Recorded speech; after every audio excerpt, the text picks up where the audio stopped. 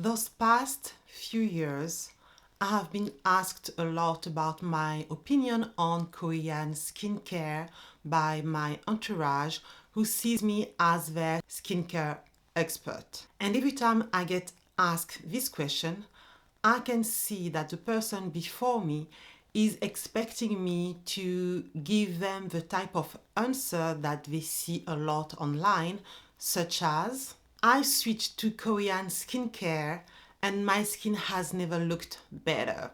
I choose Korean skincare above all else. Korean skincare are better than European or American ones, plus they are more affordable. Well, those answers are far from mine because the truth is that I'm not impressed by Korean skincare, and in this video I'm gonna tell you why. Hello and welcome to my YouTube channel. First, I need to tell people who might be new to my channel that I did not discover skincare and skincare routine yesterday. I did not discover about it with internet, social media, or YouTube. I started to be interested about it 30 years ago when I was 12 years old. I am 42 now, but at 12 years old, I started to get bad acne. So I already started to create my skincare routine at 12. Obviously, I did not know what I was doing at that age, but after 30 years of trials and errors, of investigating studies on skincare ingredients, of listening to dermatologists, to cosmetic chemists, and paying attention to feedbacks from my subscribers, from my entourage, from final customers online. After 30 years of doing that, yes, I can say that I am pretty good at it now, at least more than the regular skincare customer. And that is how I earned the informal title of skincare expert in my entourage. Also, I am French, but I've lived abroad in the past. I travel a lot, and every time I discover a new country, I also like to know more about the skincare products they use. I like to know about their skincare brands and their skincare industry. So my perspective is not limited to France only, which is why on my channel you often see skincare from all around the globe. The terrible acne I had at 12 years old and beyond had made me extremely curious and passionate about skincare until this day. All of that to say that now I don't get influenced by brands marketing and skincare social media trends easily, not because I am smarter, but because for years I got myself influenced a lot by trendy products and techniques and routine that I would read on beauty magazines, beauty blogs, TV ads, or anywhere on the internet. I got myself influenced so much in the past that I have almost become immune to that now. Around 10 years ago, the 10-step Korean skincare became popular on the internet, beauty magazines, beauty blogs, YouTube, and that's when in the West, Korean skincare started to get way more attention than before. Now, I must say that although Korean skincare routine rely a lot on layering products, the notion of 10 steps was grossly exaggerated. That is also during the same time that I started to pay attention to Korean skincare.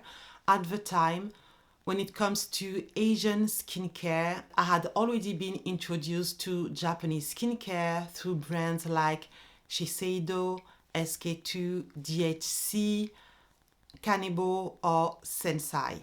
When it comes to Korean skincare, and obviously throughout the video I'm talking about South Korean skincare, I'm sure you understand that. when people talk about it, they tend to be very vague and just mention Korean skincare, although it is diverse. Now, I am not South Korean, so as a foreigner looking in, I can't grasp the full scope of Korean skincare, but with what is available to me as a foreigner, I can still see at least four big different categories, which may lead to different opinions. The first category is a category that is the least talked about on Western social media, and it is the luxury skincare category, which obviously has better packaging, better design, I'm sure better smell as well, and obviously higher price. I've never tried any Korean luxury skincare, so in this video I'm not talking about this category of products. By the way, if you have tried any luxury Korean skincare products or brands that do not contain fragrance, let me know in the comment section, because that is a category I would like to try in the near future. The second category is a category that I decided to call dermatology driven, and I'm talking about the type of products that focus on ingredients that have been well studied. It's also a category which usually do not contain a lot of random plant extract in order to minimize irritation. Usually this category also tends to have less fragrance or no fragrance at all, and to also have a more minimalist packaging and minimalist ingredient list in order to only focus on fixing any skincare issue and concern. This category also tends to be affordable. The third category is also affordable, and here I'm thinking about the Korean skincare products which are available and popular in Korea, but also outside Korea. And in the last category, I put the Korean skincare products which are very popular and used in the West, but not so much or not at all in Korea itself. And I created this category because I like to watch Korean skincare content made by Korean women who live in Korea. And the one I watch obviously make content in English, and very often they will show you that some products which are popular online in the West are not so much popular in Korea. Some brands are even meant to be sold mainly outside Korea. I'm sure there is way more categories, but as a foreigner and with what is available to us, that's the main category I see, so I'm gonna focus on that. Around 10 years ago, when Korean skincare started to get more attention, there was already a small community of skincare content creators on blogs and on YouTube, and I was one of them, although at the time the skincare community was much smaller than it is today. When I started to be interested about Korean skincare almost 10 years ago, I quickly realized that I could not really test any of the products I would see online because they would contain fragrance or essential oils, and at the time I was really trying my best to avoid any type of fragrance or essential oils in my skincare routine, as I have extremely sensitive skin. But while Korean skincare was slowly becoming more popular online, and while the Korean skincare content was slowly growing, another trend was happening at the same time. One single Canadian brand was taking over the skincare industry, and I'm talking about the brand The Ordinary, that became so popular with their fragrance-free skincare brand, and at the same time dermatologists online were also becoming more popular and were advocating more about fragrance-free in skincare. And as a consequence, big content creators around skincare were also advocating for more fragrance-free option when it comes to skincare. As a result of all of this, I started to see a big shift in the skincare world. The shift happened in many levels, following the path of the ordinary on several aspects. But the shift also happened when it comes to fragrance-free options in skincare. More brands were created while being fully fragrance-free, or more fragrance-free options became available worldwide. And I must say that it made things much easier for me to look into more skincare options. And this fragrance-free trend also affected the Korean skincare market, which is available to us as foreigner. And I must say that there is one dermatologist in particular online, which I'm sure you know about, Dr. Dre, that I am sure heavily influenced that trend, because I remember looking her videos a lot when she was reviewing Korean skincare products, especially sunscreens, and she would always complain about fragrance, and I would never try the products she was showing because I did not want to use fragrance.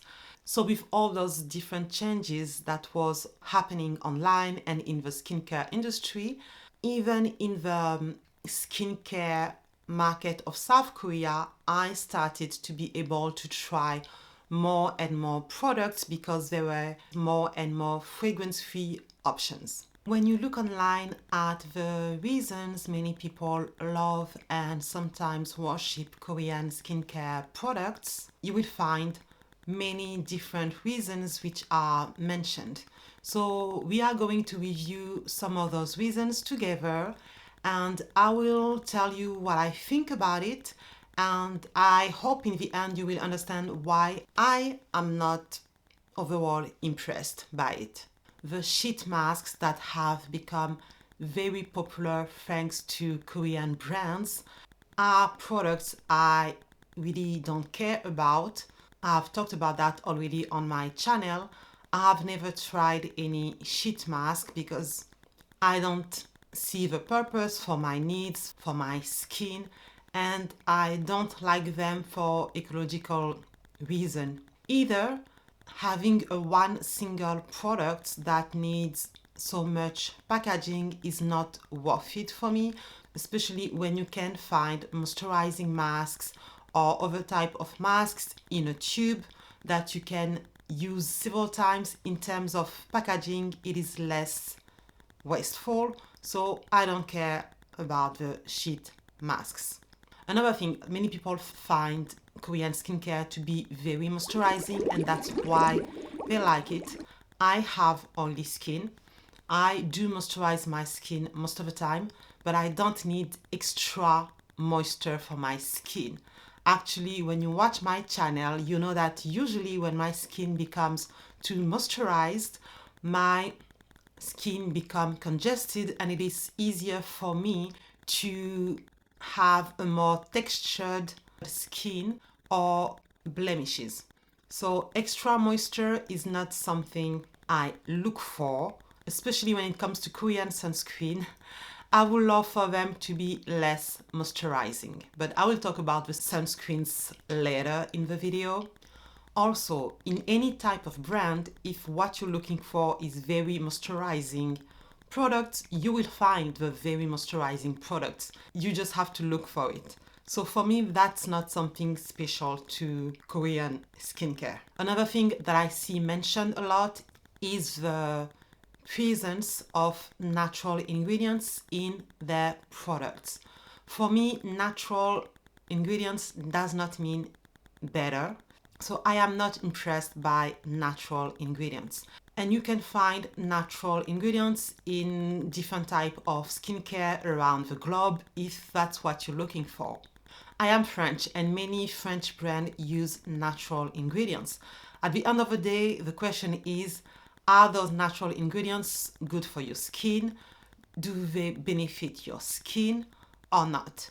And obviously, some may not. My other thing about natural ingredients is sometimes brand, in order to look more natural, will add a bunch of random natural ingredients in their products. And if you have sensitive skin like me, the natural ingredients and plant extracts are not always your best friends. Some are great for sensitive skin, some are not.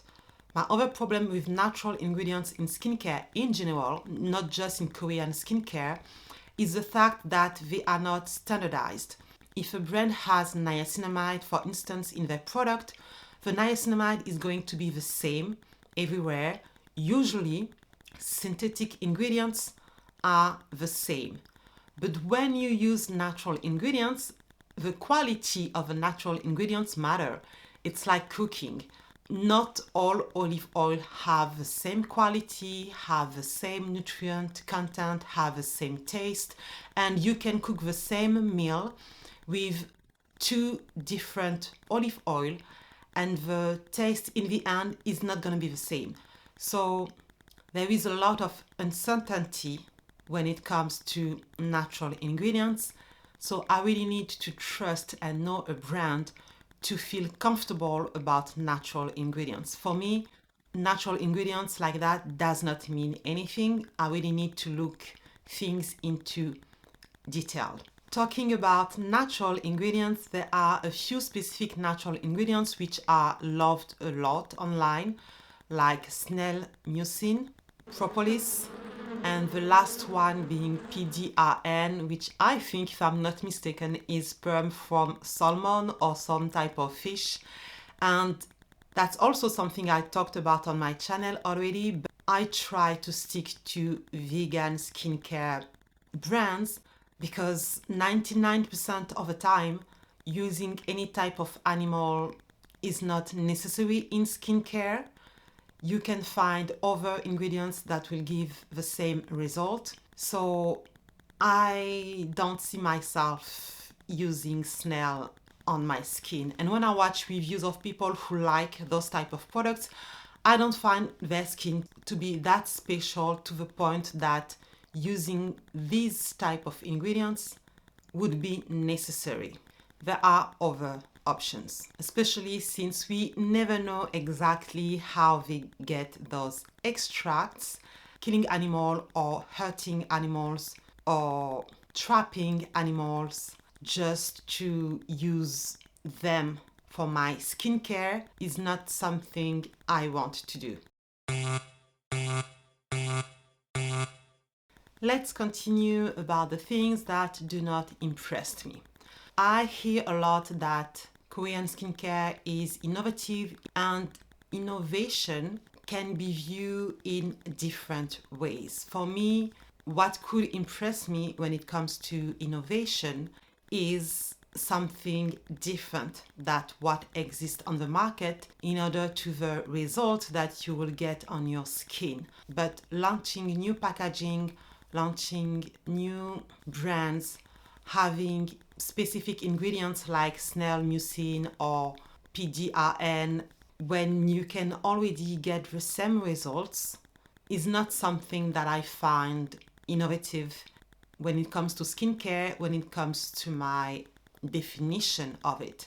So that's not something that impressed me. Looking into Korean skincare for a while now, I don't find them to be more innovative than other type of skincare around the globe that I have seen with the type of definition that I have given you. When I was younger, I told you I have 30 years of experience with skincare. I could have been impressed by this type of innovation, new products, funny texture, but although this can be important, and this is also part of a skincare experience, that's not what impressed me. What impressed me is really the results and the real innovation. The price. Just like one of the online comments which I mentioned at the beginning of this video, I often see people saying that Korean skincare is more affordable. And I showed you that there are different categories of Korean skincare. But in the West, we tend to be more aware of the affordable part of Korean skincare. When it comes to the West, and I'm going to talk about American and European skincare, the same thing stands. You can find luxury brands, mid-range brands, and affordable skincare brands. I must say that before the success of The Ordinary, there were less affordable skincare brands available, but it has changed for the past 10 years. And if you want affordable skincare products, you can find it. I even made a video not too long ago on my channel where I focused on affordable skincare brands, and I focused on fragrance-free skincare, which is not easy to find, but I was able to find several interesting brands. So I like the fact that there are many affordable brands on Korean skincare, but I can also find them in Europe or in America. So for me, that is not something that can impress me because it's not special, it's not different. Another thing that does not impress me is the layering part. So earlier in the video, I talked about the fact that Korean skincare became more popular in the West with the viral 10-step skincare routine, which was grossly exaggerated when it comes to the 10 steps.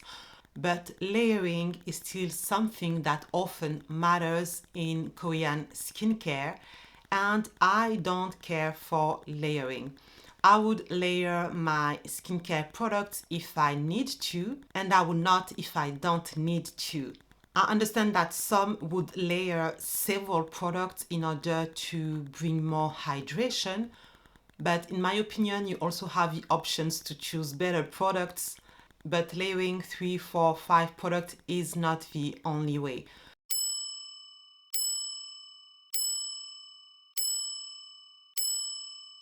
Layering using 2, 3 products, if you use 2, 3 different actives, is not something new. If you use skincare products, if you need to use 3 products, then you will have to layer those 3 products, obviously. So I am really talking about layering for the purpose of layering, which for me does not really matter. If you want to layer your products, do it, but you don't have to do it. What matters is why you do it. Do you need to do it? Do you use products that requires you to do it? But you can have a great skincare routine and results without layering anything. Let's continue with this list. You will see that I'm not all negative. I am talking about things that people appreciate a lot in Korean skincare that may impress them and that I find interesting or okay.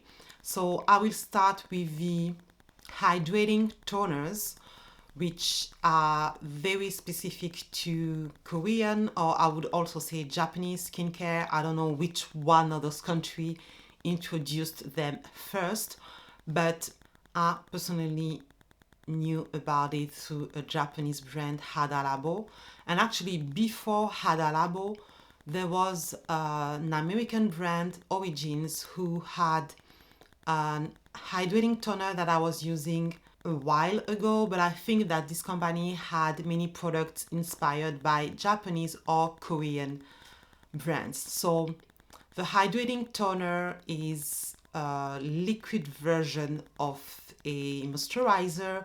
Depending on how it is made, it can give a light hydration or a heavy moisture. And in my opinion, that's more interesting than the hydrating serum because they can give the same level of moisture, but they tend to be cheaper when you look at the price per quantity of products. And I've actually made a video about that. Now, more Western brands also make this type of products, but it's definitely the rise of Korean skincare in the West that has inspired them. I personally do not need to use an hydrating toner every day. I sometimes use them, so for me, that's a type of product that is interesting. Not mandatory, not necessary for everyone, but interesting.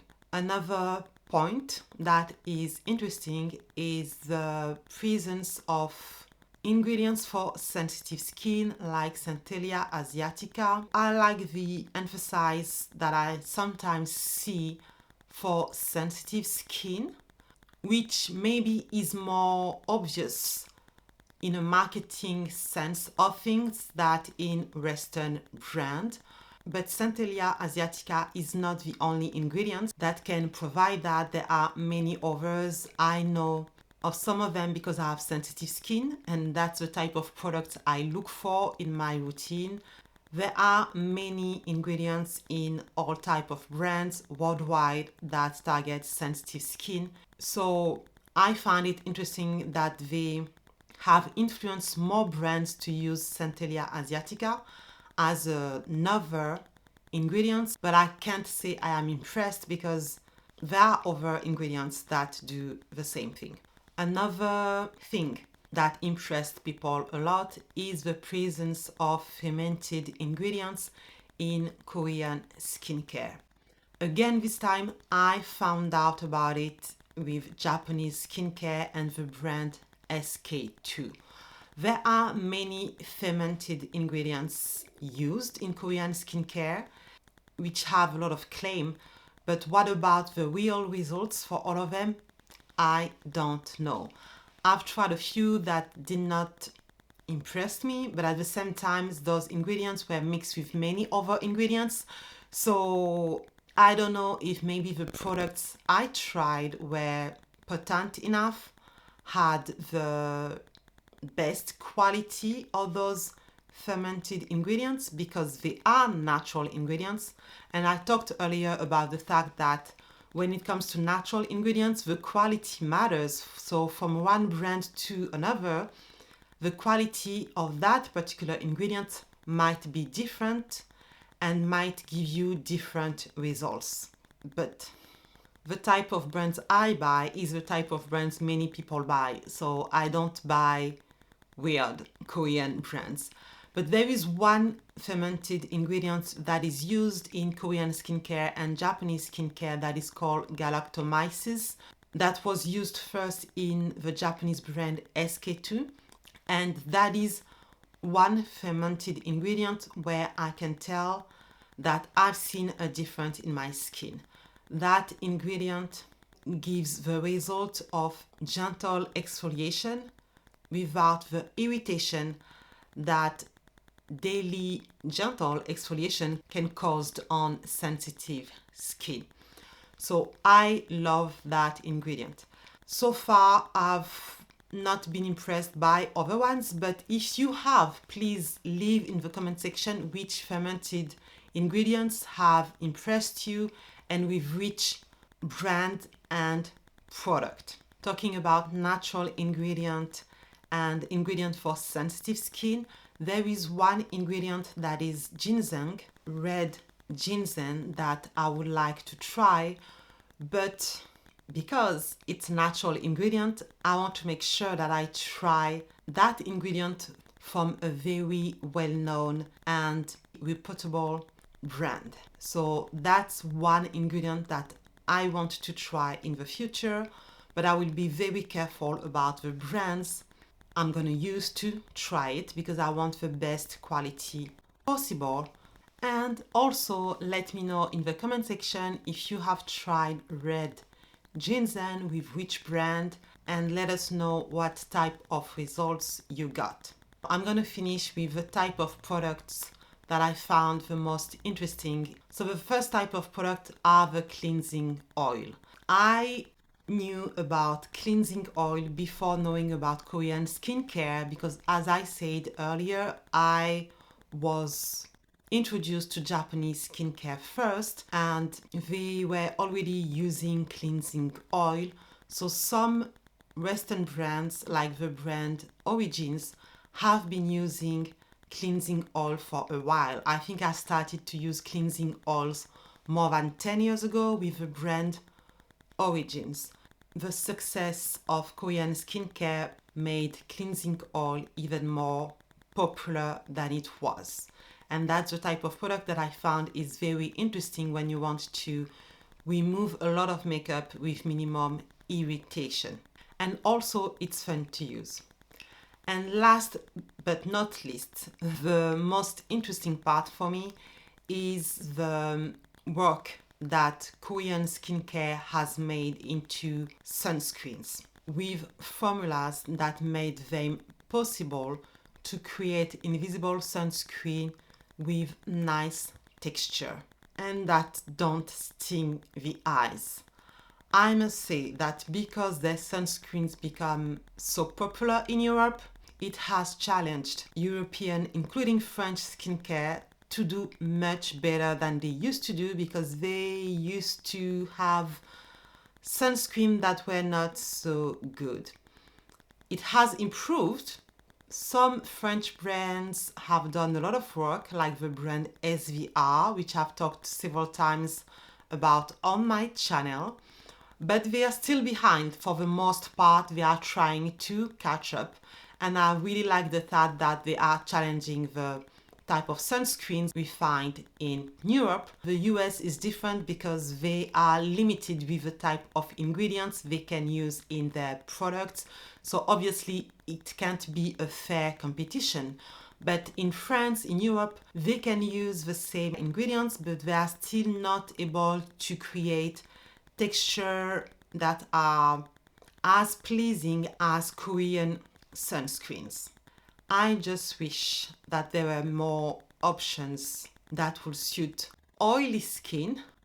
But since the world, when it comes to sunscreens, tends to not care about oily skin, I will not complain about that because nobody seems to be able to create good sunscreens for oily skin on this entire planet. So I will not give them a bad point for that.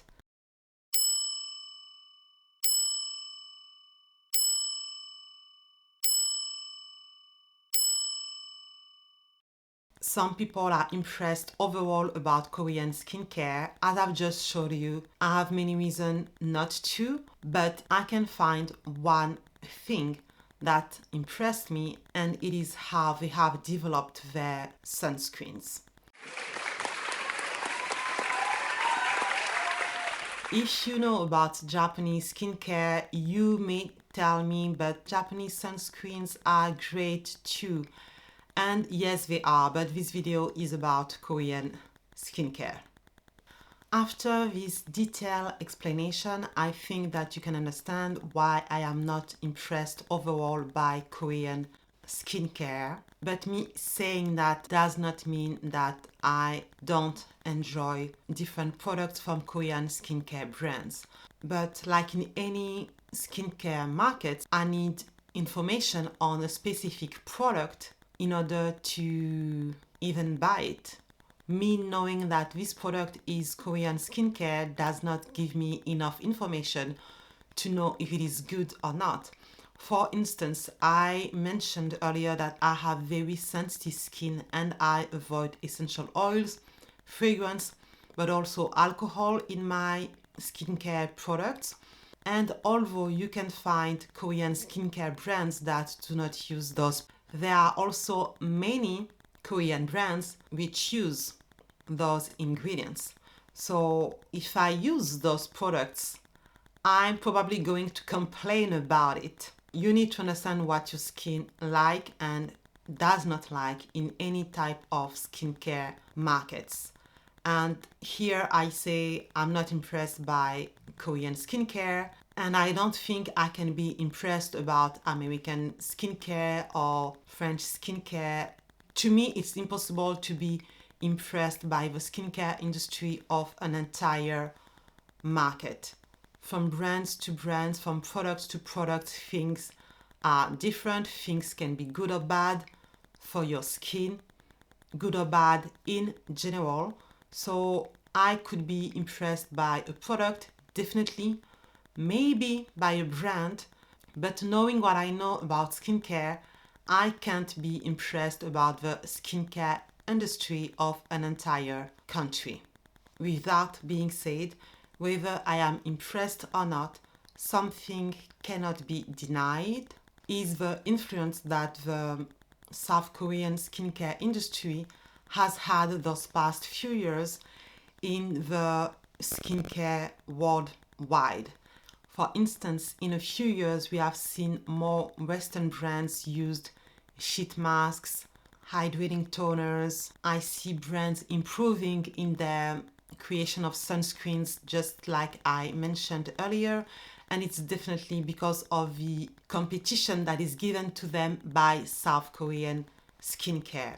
But as I said earlier in the video, those past years, the big skincare trends on the market was coming from one Canadian brand only, The Ordinary.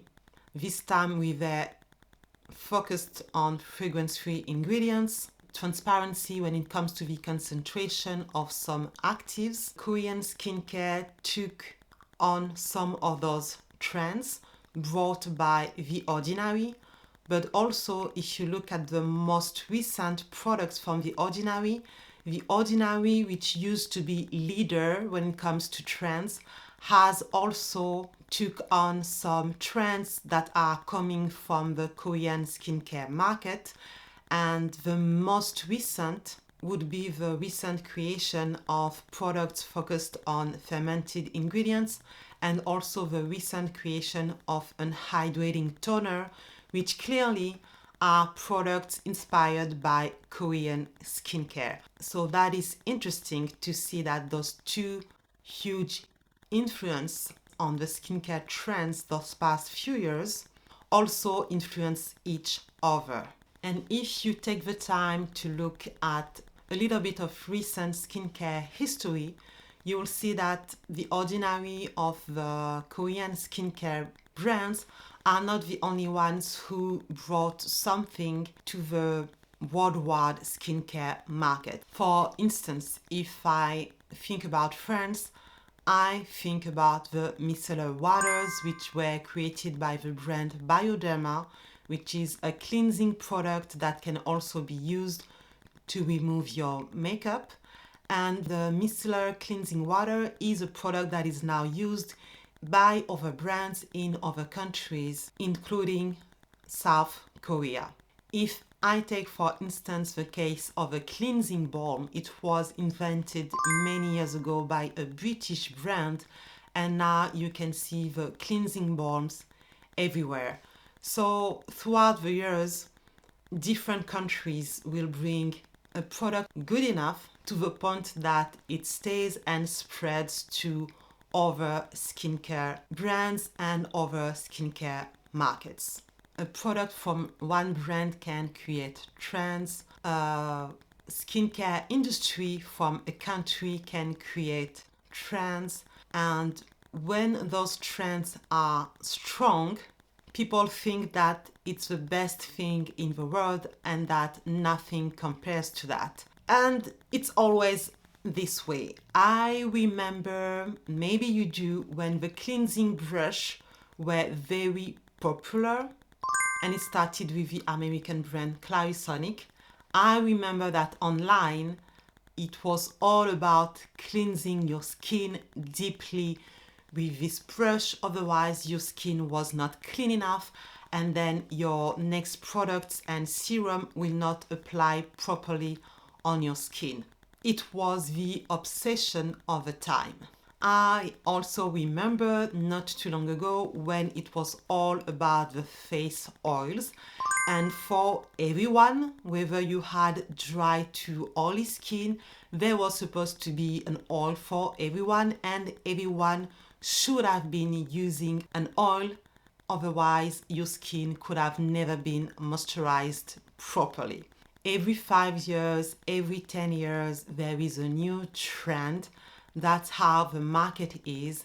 And very often, like in fashion, the trend disappears and then come back 10 years later. So that's why I am not impressed. I am not running after the new trend. I look into it because I found it interesting, but I really try to understand if it's good for my skin or not. Also, not too long ago, French skincare was at a time very popular. It's still now kind of popular with certain products. And by the way, if you want me to talk about French skincare, I would be happy to do so because I would have way more knowledge than when it comes to Korean skincare. I could do a deep dive on it.